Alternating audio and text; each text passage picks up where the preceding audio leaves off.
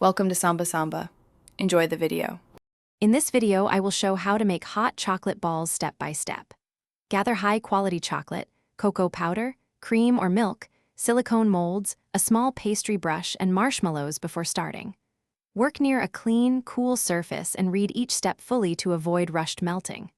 I'll walk you through tempering chocolate, forming perfect shells, filling them safely, and finishing touches for presentation and gifting with friendly guidance.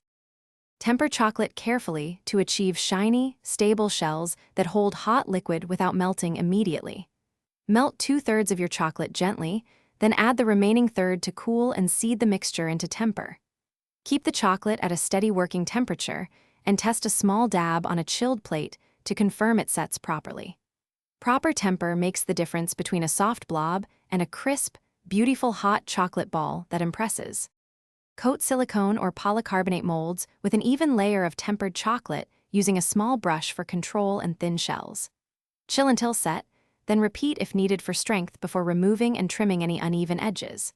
Place your dry cocoa mix and little marshmallows or flavored chips inside one half, warm the edge of the other half slightly, and seal gently to form a neat sphere.